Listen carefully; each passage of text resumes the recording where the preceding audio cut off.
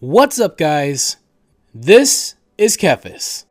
Today I'm going to try and answer the one question that I still get asked more than any other question when it comes to playing World of Warcraft with a controller, and that is, which class plays best with a controller? And with all the videos that I've made covering controller support, with console support, how I play the game with the controller, and all the UI stuff, this is the one question that I still get asked. And I've actually made a video talking a little bit about this, and my general stance is that you can play any class with a controller, all of them. And with time and muscle memory and all that kind of stuff, all of them can feel pretty natural. However, this is still something that I get asked pretty regularly. And so I thought it would be fun to dive deeper into this topic. And so what we're going to do is we're going to try and answer this question with a tier list, because I like making tier lists. I think they work great for answering these types of questions, and we'll go through each class. But the way that I'm going to do this is with a little bit more focus, and we're going to kind of divide these up in separate videos. So we're going to start today with melee specs, and so melee DPS is what we're going to focus on today. Which melee DPS plays best with controller, and then we'll do range DPS, healer, tank. We'll go down the line. So that's the idea. That way it gives me the ability to focus in on more specific roles, and also kind of shorten the videos so that way they're not too long. I'm going to try my best to get through this as quickly as possible, but brevity has not always been my strong suit. So with that being said, try to remember that my criteria is going to be flawed. I'm obviously going to be biased. I did do a tier list based on what class I think is the most fun to play. I've also talked about what class plays best with Gnome Sequencer.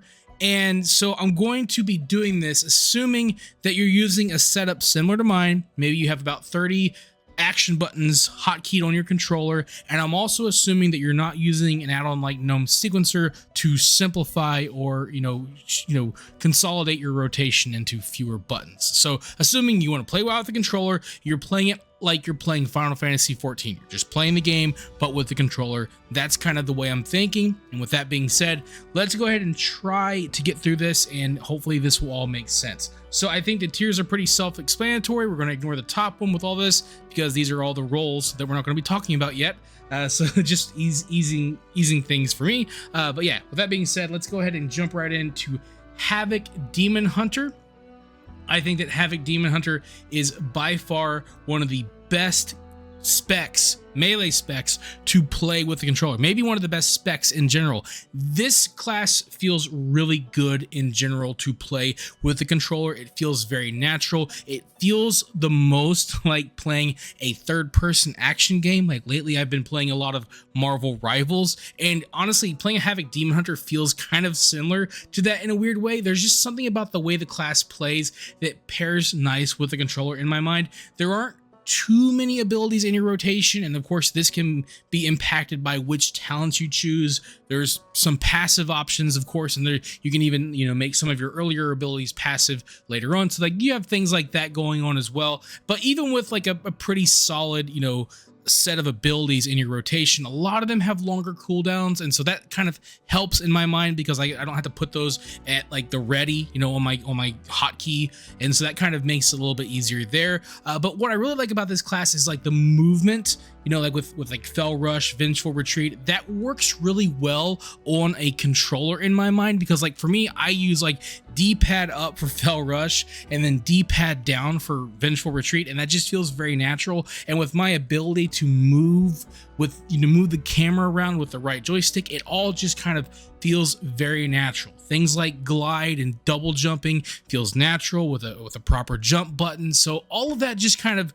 really works well on a controller. And I feel like if you want to play WoW with the controller and you're really looking for which class to play, I think that Havoc Demon Hunter is probably going to be one of your best, because button bloat isn't too bad, and just the way the class plays with the mobility, it feels really, really good.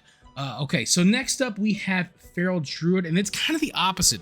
I think Feral, for me, feels really cumbersome to play with a controller. Honestly, part of this for me may just be biased because I have a hard time playing Feral Druid anyway, but I will try to explain just the nature of how the class plays. This is a combo point class, and that wouldn't be a problem, but you do have dots to manage. And this is where the problem can really come in, because you have dots that you use with your combo points, and you have dots that are also in your core rotation. You know, you have Rip and Rake, I believe, that off the top of my head. And then you have some different abilities for single target and AoE. And so it's not the biggest like pool of abilities for your core rotation. However, trying to keep up all those dots on multiple targets can be a little tricky with the controller. It's not that you can't do it, it's just that it's going to feel a little weird when you first start. So it's kind of harder to get into playing this class with the controller. One of the nice things about WoW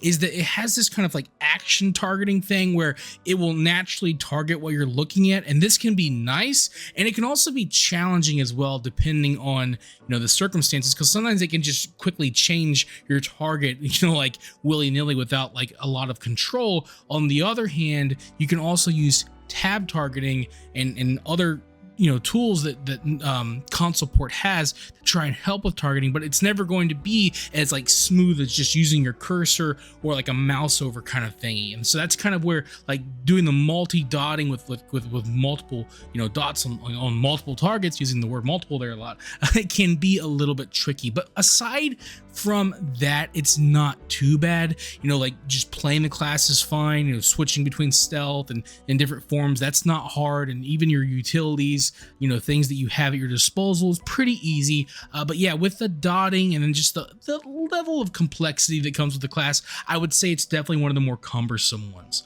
Then we get into Survival Hunter, and I actually again think this is a really good class to play with the controller, much in the same way as like the Havoc Demon Hunter, with the ease of use with the abilities on the controller. A lot of them, like the really nice thing about like with Survival Hunter, is that your rotation doesn't change much depending on your number of targets, which kind of helps a lot. And like the abilities for AoE are very easy to use. There's not a lot of like complexity there. One of the things I like, kind of like, again, where with movement, having like the grappling hook or the harpoon, I guess is what it is, where you harpoon an enemy and you fly to them. Again, I like to use D-pad up on that, and again, that just kind of feels very nice. With those types of movement abilities on the D-pad can feel very nice. And same with like what's the retreat ability, where you jump backwards, with D-pad down, kind of the same thing. So again, like, might be repeating myself some of these techniques that I use, but I do try to like keep similar abilities on the same area on my controller, just for muscle memory's sake across multiple classes. And so that, again, like, it kind of helps there. And so like the big thing I think with Survival Hunter, and this would be the case with Hunter in general, is like your utility abilities, like with your traps and things. The cool thing is like in WoW, you have the ground targeting reticle that will pop up for certain abilities, and the controller does a great job with this, because you simply control where to put the ground targeting reticle on the ground with your right stick naturally, so that it kind of controls the cursor, and that feels very natural, especially if you play a lot of games with the controller. That can easily, you can pretty easily get used to doing that. So I think it's very smooth in terms of like managing that. Obviously maybe not as much as like a mouse would be, like aiming on the ground, but with a little bit of practice you get used to it pretty quickly, and it's pretty natural for me. So I think that Survival Hunter is one of the better choices as well. Then we get into the rogues, and so I think that rogues are a kind of a mixed bag between the different ones. We're going to start with Assassination, and I think that Assassination is manageable. The rotation really isn't that complicated, honestly, and it's even easier with the latest patch, with some consolidation in the rotation, with the amount of abilities that you have to worry about. But you do still have a little bit of dot management here, and I think that's kind of the thing that makes it a little bit trickier, because you have a couple of things to worry about there. And again, this is a combo point class. I don't think it's as bad as Feral though.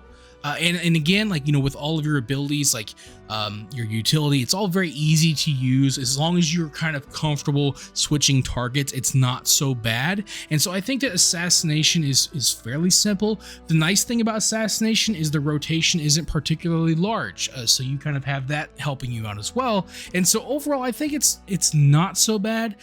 but you will have a little bit of, just a little bit of kinks to work out, maybe if you're new with the controller, just with the dot management and things like that. But then we get into Outlaw, and I think that with the controller, Outlaw is a little bit better. I think it's actually one of the better classes to play with the controller, because you don't have to manage dots, and you have a pretty small set of abilities to manage with an Outlaw Rogue, because you just have to build combo points with one button, spin them with another button, use a different button in stealth to spin combo points, and then of course you have opportunity procs to manage. That's basically your rotation with a couple cooldowns in there. So this is a very easy class to play with the controller, and again, just like with the other Rogue, the utility abilities aren't so bad. So I think that, like, and again, like, one of the nice things again, like with the controller, is, like, for me, it feels very natural to jump around an enemy with a controller, like with the movement and with the camera controller, like with the right and left stick. Again, you gotta remember, I play games with a controller a lot. So games like Fortnite, games like Marvel Rivals, where you're used to jumping around enemies, like, this feels very natural with the controller. And so like for PvP, for example, if you play Rogue, I really like the way it feels with a controller, provided you get comfortable managing your target selection. And so for me, it's not too bad, but it does take a little bit of practice. Again, that's just kind of in general, but I think that with the Rogue classes specs, I think that Outlaw is by far the best and easiest to get into with a controller. Shadow, on the other hand, I'm probably being a little bit harsh here. I would say it's a little bit more cumbersome, because again, you do, like, kind of like with Assassination, you do have some dot management here. But I think what really makes with Shadow more difficult is that you have a lot of abilities that you have to use together, like at the same time, and that kind of makes it a little bit trickier with the controller. I mean, it's doable for sure, and you can honestly macro some of them, like not like gnome sequencer macro, but like just a normal, like, macro, because a lot of these abilities are off the global cooldown, and that can make it a little bit easier to manage them. But still, because you have that like added like complexity with your abilities, it can make it a little bit trickier to get used to playing a Subtlety Rogue with a controller, just because of trying to synergize your abilities. And so that would be the biggest thing. But things like Shadow Step feel pretty natural, like, just again, same idea with movement and stuff like that. But so overall, it's not too bad. It's not the biggest rotation, but you do have a lot of those abilities that you have to use in conjunction with other abilities. So that would be the biggest thing I think that does make it a little bit trickier. Next up is Arms Warrior. And I actually think that Warrior in general is very easy to play with the controller. Part of me wants to put Arms in manageable, and I don't know why. I think it's just because the nature of some of the abilities that you have to use compared to other classes, like just with like really it's not so bad with the controller, but you have like things like like execute and things that you use in certain situations. You have certain abilities that you do have to kind of like with a Subtlety Rogue, you have some abilities that you have to use together. Again, you can simplify this with macros, but that would be the biggest thing here. But overall, it's not so bad, honestly. I may be being a little bit harsh, but I'm thinking about Fury, which is coming next. And compared to Fury, I think that Fury is a lot easier with the controller. And so I think that's why I'm kind of knocking Arms down a little bit. And it really just has to do with the nature of the rotation and with the abilities that you use. But in terms of like utility and things like that, it's very easy. I mean, your shouts and all that stuff is very easy to use. So it's not so bad there. But yeah, it's a little bit, in my mind, it's a little bit more complex than Fury, but overall it's not. It's also slower, so like you do have that going for you as well. It's not as fast as Fury can be, like in terms of like the button presses, and how often you're using abilities. So with that being said, we do move on to Fury, and I think that Fury is another one of those very easy classes to play with a controller. You do have, like, it can depend on what talents you choose, you have a lot of options. You are going to probably add a couple of extra abilities to your core rotation, but everything is kind of working towards Rampage. Like, it's basically what you're just building up your Fury to spin, or your Rage to spin on Rampage. So basically you're just doing whack-a-mole, and there's not a lot to it. So it's really not so bad. And I think it's just a little bit easier to kind of process with the controller, like, if that makes sense. And so, like, for me, it's, again, this may be like with these two, it's really close. Like, honestly, like, I wouldn't take like the differentiation I'm making here too seriously. But I think that, like, Fury is just a little bit easier to do and execute with the controller, just because it's a little bit easier to play in my mind, just overall. I think that's the main reason why. But again, like with utilities, like with charge, you're doing the D-pad up thing again.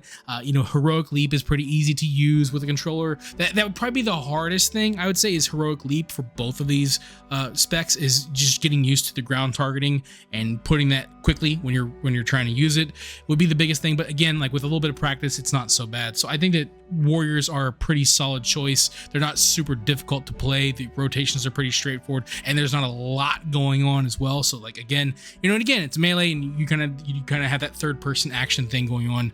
So it's pretty cool. So yeah, I think that's really nice. Then we have Death Knights, and I think that Frost Death Knight, again, it's pretty easy. I think it's pretty natural to play with a Frost Death Knight, because you don't have a lot of abilities to manage as a Frost Death Knight. Like, it's pretty straightforward rotation, and you're doing the same thing between single target and AoE. You just have a handful of abilities, and so that's all going to work pretty well. Your utility isn't so bad, even if you're using something like Death and Decay. Like, that's not so hard to use. Obviously, Remorseless Winter is very easy to use in AoE. So this is like another one of those really easy classes to get into if you're wanting to play with the controller with all the same reasons as I've mentioned for most of these other classes. And so this one's definitely one of the easier ones. With that being said, though, I would say that Unholy, I wouldn't say that it's cumbersome, but it's definitely not as easy. Kind of like with Arms, where you just have a little bit more complexity going on. I mean, you do have to manage a pet, so that's going to add a little bit of complexity, but it's not so bad because Console Port has a really cool pet wheel that makes it very easy to manage your pet, so that's not so bad there. But then, you do have things like, your Festering Strike, Scourge Strike, switching back and forth between those while also maintaining a dot. And I think that's another thing that adds a little bit of complexity to it. And so, like, trying to keep that dot on multiple targets, depending on how you're trying to do it, with what talents you choose, can be a little tricky at times, obviously. And then you have other things to worry about. So, like, you do have more to manage here, but in terms of like just the rotation itself, it's not super hard. The thing I like about like counterpart abilities is what I like to call them, and that's like where you have like maybe Festering Strike and Scourge Strike. You're using one or the other. It's easy to put those on the controller in similar like buttons, like whether you're doing like, maybe you do like right trigger for one, left trigger for the other one. You know what I'm saying? So like right trigger plus A, or left trigger plus A, or you could do like right trigger A for one, B for the other one, like whatever you want to do. Like, it's easy to kind of get those in a setup where it feels very natural and you kind of get used to the muscle memory. So in that regard, it's not so bad, and like you can do similar things for AoE abilities, but just in general with the complexity of that, and as well as with managing your dot, it can get a little bit more tricky, but it's not the worst by any means. Then we have Retribution Paladins, and this is kind of crazy because like part of me just thinks, oh, Ret's very easy. I think it is for me because I've been playing it for so long, but I'd say that Ret's probably more on the manageable side. And that's because like you do have a decent number of abilities that you have to deal with. And then of course, like depending on what hero talents you choose, you do have like the extra, thing going on with Hammer of, is it Hammer of Light, I think, with the Holy Power Spinners. That adds a little bit to it. But that is an ability that replaces another ability, which is kind of nice. And so you can also choose talents to get rid of like Crusader Strike, kind of like you can do that with Havoc Demon Hunter with Demon's Bite. So like, again, like you can reduce the amount of abilities. You don't have to use Consecration, so that's kind of cool. But you do still have a decent number of abilities to manage. But again, with Holy Power Spinners, you have those companion abilities, one for single target, one for AoE. So you can kind of get into a nice like setup where it just feels very natural to do one or the other. That's not so bad. But I'd say that the thing that kind of brings Ret down a bit for me is like the utility side of it. I think that like getting used to the utility side is going to be a little bit trickier because you have a lot of abilities like in terms of utility, like whether it's like Hand of Salvation or blessed, like your blessings, your hands, those abilities, trying to heal somebody, like if you're doing something like that, like emergency lay on hands on somebody, like those types of abilities can get very tricky to do as a Retribution Paladin.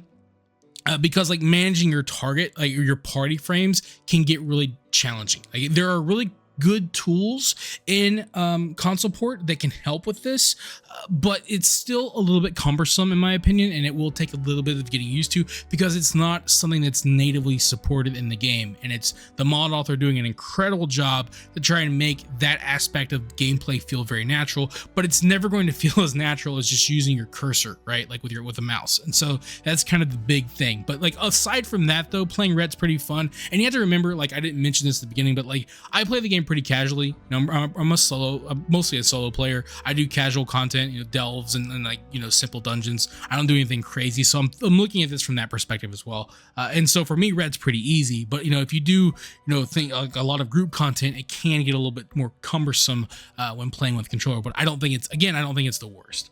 Then we have a Monk and a Windwalker Monk specifically, and I think that Windwalker Monk is manageable because like this class is like very similar because you have all these momentum abilities, like with Demon Hunter, like, kind of similar there, and so like you have a lot of this, like a lot of similarities, and the way the class plays can feel like a fighter in a way. Like you have combos, you're doing Tiger Palm, and then you're using Fist of Fury, and then you're using Tiger Palm again, and then you're using Rising Sun Kick, and then you're using Whirling Dragon Punch. You see what I'm saying? So like you kind of do these combos because that's kind of like the way that they want you to, like, that's how they want the class to feel. They want it to feel like you're playing a fighter, right? And so that kind of lends to the controller support and playing the class with the controller. And again, with moving around and like spinning around with the joysticks,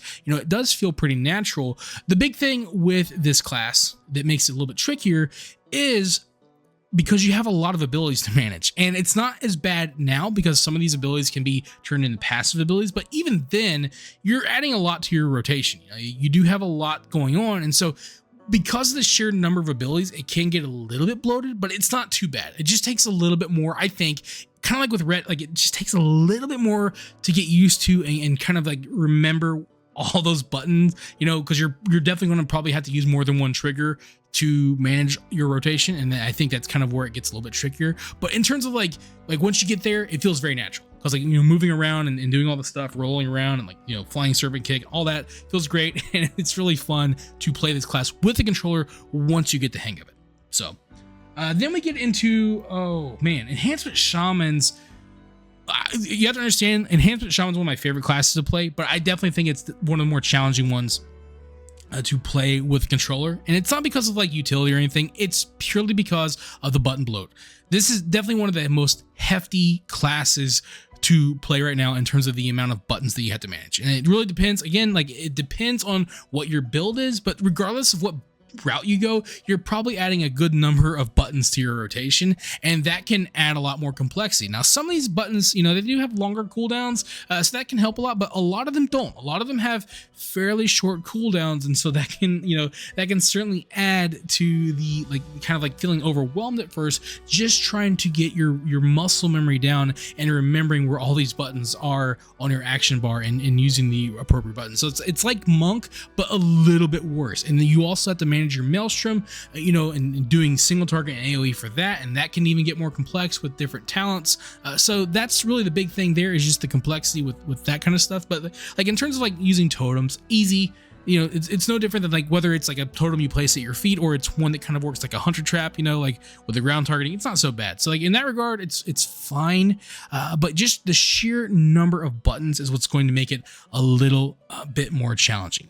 So there you guys have it. There are the classes. In my opinion, that's where I would rank them. I think there's a good mix here. I think that you can, like, the big thing to remember, regardless of what class you play, you can get used to any of them with the appropriate amount of practice and time and muscle memory. all of them can feel natural, and that's the big thing to remember. But I definitely think that there are some that are going to be easier than others. So if you're wanting to play melee DPS in WoW and you want to use a controller, I hope this video was informative for you. I hope this helps you out, and if it was, I'd love to hear about that down in the comments below. But with all that being said, you guys, I will see you on the next one. Thank you for watching this video. If you enjoyed it, let me know by clicking that like button, and feel free to share it with your friends so they can enjoy it as well. And if you'd like to see more videos, you can subscribe to the channel and click on the bell icon to be notified as soon as new videos are posted. You can also follow me on Facebook, and if you'd like, you can support my work on Patreon. Links to all that stuff can be found in the description below. This is Kephas. Until next time.